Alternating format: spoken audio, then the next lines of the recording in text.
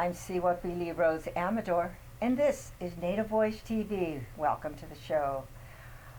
This show is being taped on Muwekma Ohlone land, and our guest today is a chairwoman of this Muwekma Ohlone tribe of San Francisco Bay Area. San Francisco Bay Area. So welcome, Charlene. Thank you. Horshaituhi, that is good day in our native Chochenyo language.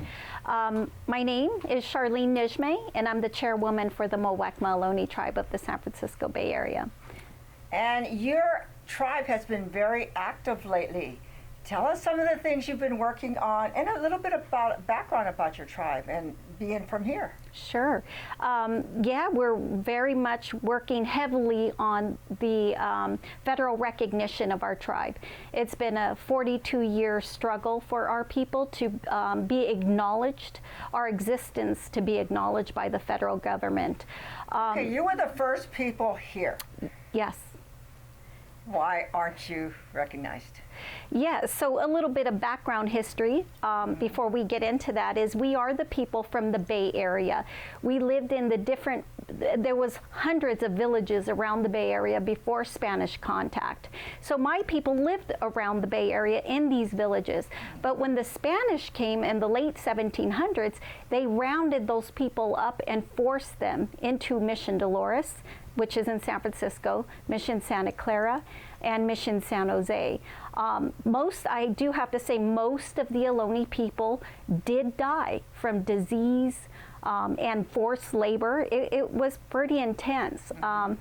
So moving forward, we are the community that survived, you know, the Spanish contact, the Mexican-American contact, and the American period, especially. That was a lot more brutal on our people and people around California, right? I mean, the governor, Peter Burnett, passed policy to exterminate the Indians in California because they didn't want us coming back and claiming land. I say the land is too valuable, right, in the Bay Area to leave to the Indians. And it's so prevalent now, right, because of our existence not being acknowledged. We were acknowledged by the government in the early 1920s to receive land. The Congress mandated the BIA to buy land for California tribes and bands. Our group was identified, but the government decided not to buy us land. An Indian agent took it upon himself not to remove us from the list of tribes to receive land. So today, well, it's just like Alcatraz. Yeah. I mean, Alcatraz should have gone to the people, but right. It didn't. Right. Even though by law it should have. Oh, look at all the treaties. Right. They ignore the treaties and they ignore the first peoples here in the Bay Area. I mean, if people looked at the Bay Area, everyone should ask the question, why is there a big black hole in the Bay Area? I'm talking from San Francisco to Monterey County. There's 3 legitimate tribes in this area that survived the genocide. Ourselves, Muwekma Ohlone, Ama Mutsun, and Ohlone Costano and Esla Nation. We survived that genocide. There was a few of us left, but the point is we survived and we're still here today, struggling to get our existence acknowledged by the federal government. So what are you doing to move that forward? Since I've been the chair for 5 years, my previous predecessor was my mother, Rosemary Canberra, and she fought for the same issues, federal recognition for our people and repatriation efforts. I'm just carrying that forward. I'm carrying her legacy forward. I'm doing what I'm supposed to be doing, is making sure that our people stay on this homeland, get our federal recognition and a land base to continue to stay on our 10,000-year-old ancestral lands. So what I'm doing, I'm actively, reaching out to different organizations in the Bay Area, church groups, trying to get their support in our effort because it's really amplifying our voice really to Congress, because I have to say Congress has ignored us. They've ignored me since I've been the chair for 5 years. And I'm sorry, we're finished being ignored. We need to take action. I'm going to Congress. I'm going to Washington D.C. every other month, visiting Congress. They ignore me. They don't take the meetings. Their staff takes the meetings, and I'm really pushing the effort for recognition, getting Congress, the representatives in our district, to sponsor legislation. Because that's really what the BIA kind of diverts us to, is Congress can help support this effort. But what do you do when Congress ignores you? Right. So where is it as far as the Congress representatives? Do you have support from any of them, or is it the California ones or local ones? Who do you have to? I say I had support.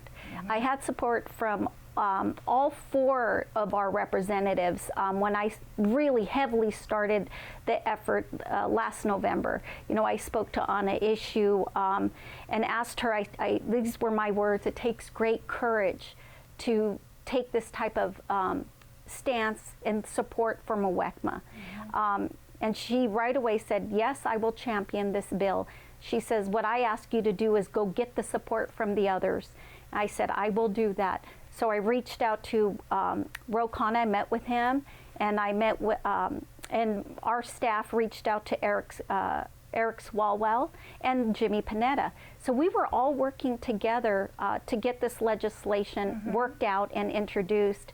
And they were in full support up until Congresswoman Zoe Lofgren got involved, which I'm really shocked with that, because she has been a very strong supporter. I remember as a child going to campaign fundraisers for her with the tribe and the previous chair. Why is she against it, or what's going on with that? She finally responded to my emails late December, because I think everybody was actively involved, right? All the other congressmen. But her position is she supports our effort for recognition, but she would like to take a piece of sovereignty from us.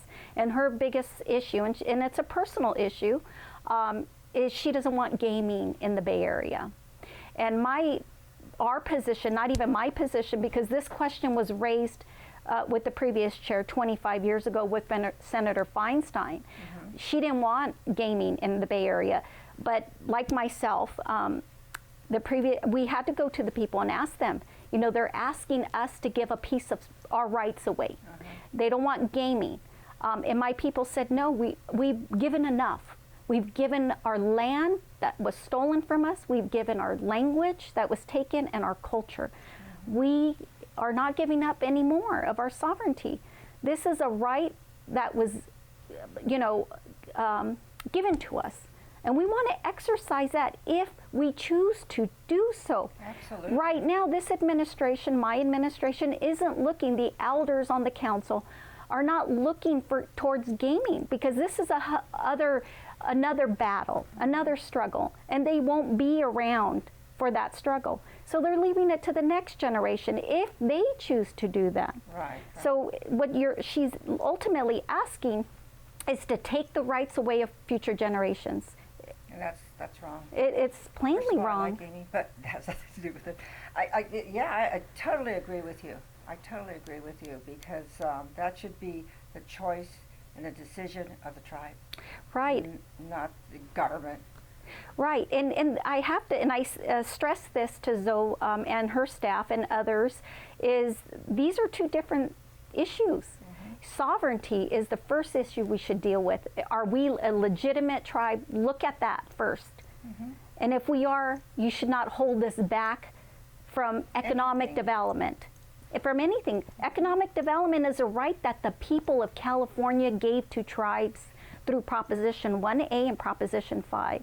They said tribes can do gaming on their own lands if they choose to do so. So by her making that statement, she doesn't like gaming and her constituents don't like gaming.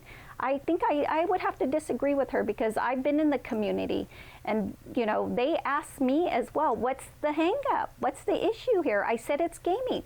And everyone I spoke to said, we don't have an issue with that. That's your right. I said, exactly. I don't know where she would get this notion that the constituents are against it. I mean, that sounds more personal. Yes, and Issue is now on board with her stances, and she did say, Issue did stress that it is a personal issue with her, and I acknowledge that. I also said I have a personal issue with gaming because it has divided our people in Indian country. I know. And if they can wipe that away, the gaming issue, like take it away from us and have clear the table, right? Even the playing field for all of us, I'm for it. Except that it has brought a lot of economic development to so many tribes. Right. And it should be up to the tribes. I agree. And not the government to make that decision.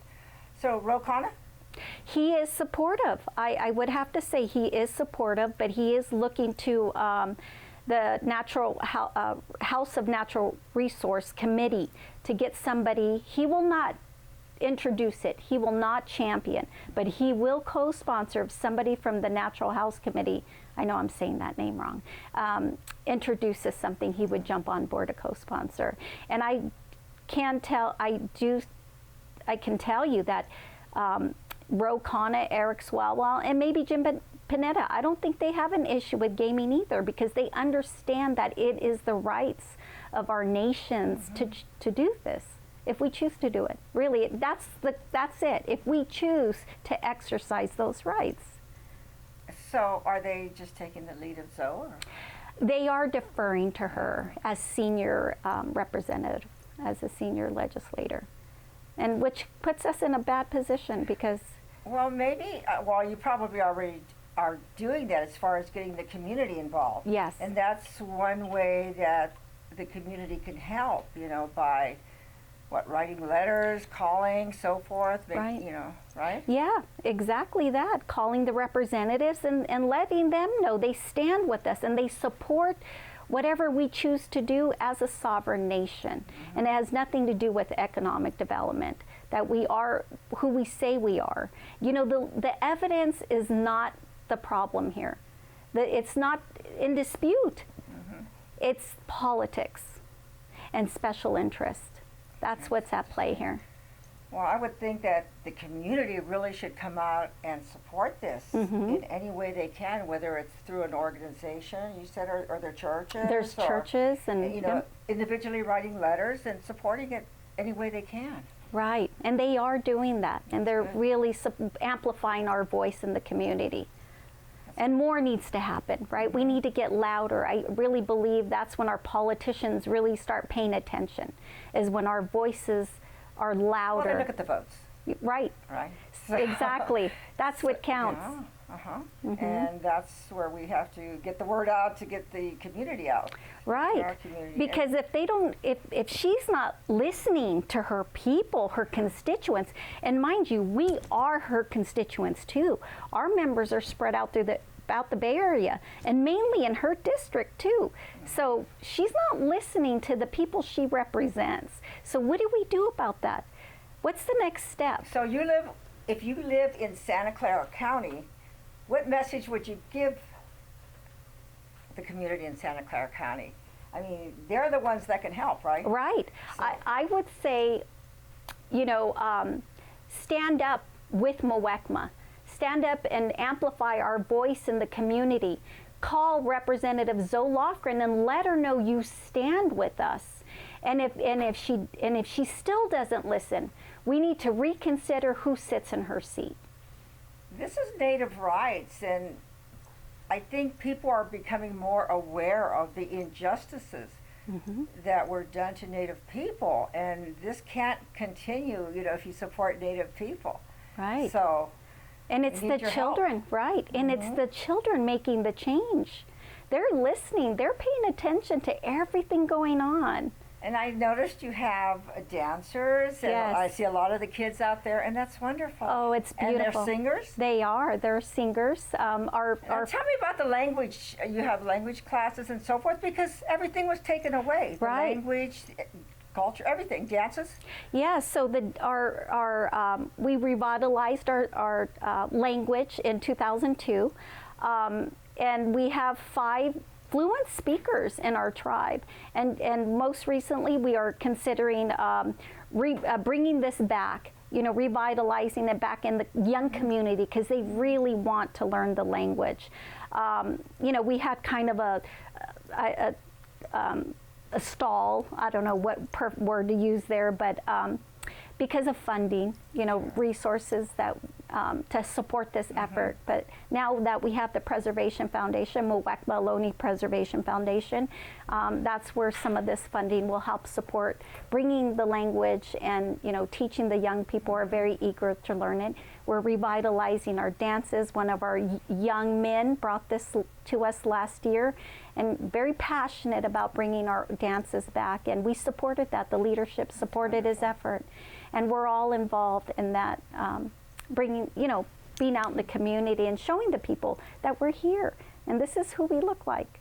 Exactly, exactly. And I think in Santa Clara County, you haven't been as visible as you have been, like the last, say, 10 years or so. Right. And it's so good that the community could see we do have tribes here. A tribe in Santa Clara County and the Bay Area, we have, a few. And I don't think people are usually surprised. Right. There's Native people here? Right. Yes. I don't know what they're expecting to see, but it's like, yeah, there's a lot of Native people here. And I was so happy when the school was renamed. What a beautiful thing that was. Yes. Tell our audience about that. And it was the children going back to the kids that, they wanted to rename the school, because their school was named Peter Burnett after a governor, the first governor of California, the person who was ruling their state and actually was complicit in the genocide that happened to the First Peoples. And the students were asking, what happened to the Ohlone people and where are they? So this, they reached out to us to get involved and put our name in the list of community leaders that were also a part of this renaming. And at the end of it, our name was picked by the community. Yes. Muwekma Ohlone Middle School. It was just a beautiful thing that happened. Yes, it was. It is. There should be more. There really, and there will be more, because like I said, the kids are paying attention and they want change. One of the things that always bothered me was having the kids build missions in school. And it was like a requirement. I don't know what grade it was in, or still is. Fourth grade. I think it's changing now. Good.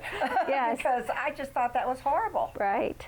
Just for Native children there, having to relive. To glorify it. Yes. Yep. But now I hear you're going on, we only have 10 minutes, on a horse. Yes. You're going to ride a horse where? And tell me all about that. So this goes back to amplifying our voice out in the community, is that our people are going to be on horseback from San Francisco to Washington, D.C. And this is sharing our struggles with federal recognition, our issues with repatriation, just sharing that with the communities that we visit, from California all the way to DC, and inviting our brothers and sisters who share these struggles or different struggles of the government not listening to them, joining us on this effort to force our stories out in the open so the government has no choice but to listen to us. When is that going to be? That will be the end of April, beginning of March, and it'll be a 3 to 4 month trek from San Francisco to DC. We should have a big kickoff in San Jose too before you leave. Yes. Now, are you raising funds for this project? Yes, we are. We're starting to ask organizations, church leaders, and groups to help fund a horse for each of our tribal members. Oh, wow. And how many members would that be? We're going to start with 50 horses, and then of course RVs and cars for our elders to join. And that means you have to feed people all along the way and find housing, I guess. Yes. All along the way. Right. Wow, that's pretty exciting. Yes. You're going to ride a horse, huh? I am. All right. I'm very excited about this. I bet. Yeah. That is a big undertaking, but it has a impact on people across the country, and that's what's important. Right. And we plan to camp right there in front of the White House. until Deb Haaland or President Biden comes out to hear our story and listen to us and not ignore us. That's wonderful. Well, I'm hoping the community can support you in that effort too. Yes. You know, any way we can, and maybe, you know, providing resources, etc. Yeah, maybe that they'll would donate be a horse. That would be great. Yeah. We'd be most grateful for that. So we're going to start. So who's going to plan the route? We're working on that. You know, we got to bring in professionals, right, to help work out the schedule, the logistics, and maybe bring students in to film it. You know, because we do want to create a documentary out of this. Absolutely. Yeah, to continue the message. Well, maybe you could stay at schools and so forth along the way. Right. Or That's a Indian good idea. centers, Right. because there's a lot of health centers and so forth. Indian, well, if you go through Indian country, Yeah. you know, you can probably stay at some of their places. You know. Those are great ideas. Yeah. Oh, that's so exciting. So in Santa Clara County, you have you're going to have language classes and dance classes for. Now, would you say are all the Muwekma Ohlone people identified in Santa Clara County, or are there some that aren't identified and are descendants? We do have some descendants. We do have a few descendants who are not enrolled in the tribe. And really that's their choice not to. We've offered enrollment to them and they decided, but we do have members throughout the Bay Area. They live in different counties, Alameda County, Santa Clara. So yeah, most of the known surviving descendants and lineages are enrolled in Muwekma. And you know, some of them are in Santa Clara, some of them are in Alameda and San Francisco. Like Fremont area. Yeah, Fremont. Yeah. Okay. Yeah.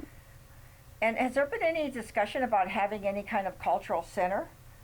Well, that's interesting that you mentioned that because the city of, an organization that is working with the city of San Jose are in discussions now. I don't know if I should even mention that. But they are they are discussing maybe having a cultural center, that it's time. You know, there was one introduced or proposed a few decades ago, right where the arena's at, Sharks Arena, where the ranger station is. And it's kind of destroyed now, the ranger station right off the Guadalupe and Santa Clara Street. So I have a rendering, actually just sent that over to them to look at. So hopefully that will, come to fruition here. Ball rolling. Oh, for seems sure. Like it's way overdue. It really is. It would be wonderful to have a cultural center here in San Jose to share our stories, our songs, our dance with the community. Yeah, because there's a lot of community activities. Well, at Conexion, we have a lot of them here with the Indian Health Center. But, there just really isn't a Native Cultural Center. Right. And there should be. There should be. We're here. And we need to have a space that shows it. Absolutely. Right. And, I'm glad that a lot of the tribes are becoming more visible to the community in Santa Clara County. Right. Because for a long time, I don't think that was really happening, because everyone just assumed there weren't any here. I mean, I've heard that so many times. Oh, really? There's Native people in Santa Clara County? Right. It is something special. It's very special. It is. And I don't think people realize that it could be lost just like that. The cost of living, gentrification of our people is a crisis today for us. And that's why it's important. It's a priority for me. That recognition is, number one top priority to make happen.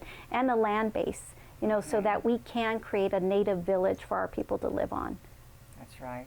And just like so many of the other tribes who have very few people that speak their languages, or the few elders that still speak the languages have been dying off because they weren't allowed to speak the languages because of the boarding schools. Right. So it's so important to retain or regain the language in your case and have the kids learn it so they can pass it on. They're very eager to learn the language, and it was we were lucky, right? Because the Spanish, one thing that they did very well is journal everything. And, you know, we had J.P. Harrington, you know, white anthropologist, linguist that traveled throughout California recording different members of tribes speaking the language and what they did on the land, managing the land. And so he recorded all that. And he recorded our people speaking their language, you know, different parts of ceremony, what they did with plants. So that's where we get our information from, and that's how we're able to bring it back. Wow, that's wonderful. So we're here with Charlene, who's a chairwoman of the Muwekma Ohlone tribe of the San Francisco Bay Area, and she needs your help. Tell them how they can help you. Please call your representative. Please call Eric Swalwell, Ro Khanna, Representative Zoe Lofgren on an issue, especially Zoe Lofgren, and let them know that you stand with us. You stand with our efforts to restore our status, our federal recognition status, that we still exist today, and that you support our efforts in, you know, economic development, whatever that looks like for our people, and that you refuse to take rights away from the first peoples of these lands. Please write or call those representatives. Thank you. And as far as your work here in Santa Clara County, how can people help? I mean, I'm sure if someone wants to donate land, oh, that would be awesome. Different ways, money, anything. Oh, yes. That they could help support the tribe move forward, right? Yes, land would be awesome. You know, land is very important for us because our vision is a native village. You know, a place to permanently call home, so we're not continuing to be gentrified out. A ceremonial place, you know, our own ceremonial place. You know, right now, relatives of ours are traveling outside our area for ceremony because we don't have our own. So land is very important. And if, you know, even $1 towards that is something. Right. Well, thank you for joining us, and I wish you a lot of luck on your adventures and thank you. And all your projects, and hopefully the community will come out and help in some way or another, because you can help. And thank you for joining us on Native Voice TV. We'll see you next week.